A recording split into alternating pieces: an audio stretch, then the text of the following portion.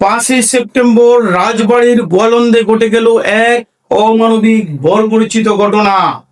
নুরুল হক ওরফে নুরাল পাগলা নামে এক ব্যক্তির লাশ কবর থেকে উঠিয়ে সেই লাশকে মারধর করে আগুনে জ্বালিয়ে পুড়িয়ে দেয় তৌহিদি জনতা নামক একদল সাধারণ জনগণ।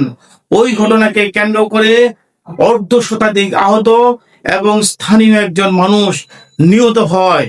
কি অপরাধ ছিল নুরাল পাগলার? নুরাল পাগলা নিজেকে ইমাম মাহাদি হিসেবে দাবি করেছিল এবং ইসলাম বিদ্বেষী বিভিন্ন কার্যকলাপে জড়িত ছিল। 23শে আগস্ট বার্ধক্যজনিত কারণে একটি বেসরকারি হাসপাতালে নুরাল পাগলা মৃত্যুবরণ করলে স্থানীয় জনগণ জানাজা শেষ করার পর তার ভক্তবৃন্দ কাবা সদৃশ একটি ঘরের ভিতরে মাটি থেকে 12 ফুট উপরে তার দেহ কবরস্থ করে। স্থানীয় জনগণ এই ব্যাপারটিকে সহজভাবে মেনে নিতে পারেনি। 5ই সেপ্টেম্বর স্থানীয় জনগণ ও তৌহিদি জনতার ব্যানারে একদল লোক ওই দরবার শরীফে আক্রমণ করে মাটি খুঁড়ে নুরাল পাগলাকে কবর থেকে উঠিয়ে সেই লাশকে মারধর করে আগুনে জ্বালিয়ে পুড়িয়ে দেয় পদ্মার পাড়ে।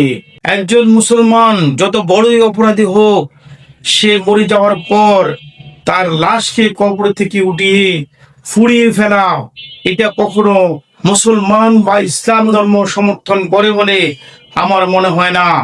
একটু ভিন্নভাবে চিন্তা করুন। আজকে এই নুরাল পাগলার লাশ যদি ভিন্ন কোনো ধর্মের লোক, ভিন্ন কোনো জাতি বা ভিন্ন কোনো গোষ্ঠী বা ভিন্ন কোনো দেশের মানুষ এভাবে কবর থেকে উঠিয়ে সেই লাশকে মারধর করে পুড়িয়ে ফেলতো, তাহলে এই জনতা, এই তৌহিদি জনতা, এই বাংলার মুসলমানরাই তার জন্য প্রতিবাদ করত, তার পক্ষে প্রতিবাদ করে রক্তাক্ত হয়ে যেত, হাজার হাজার মুসলমান আজ নিহত হয়ে যেত। স্লোগান উঠাতো, মুসলমান আরেক মুসলমানদের ভাই।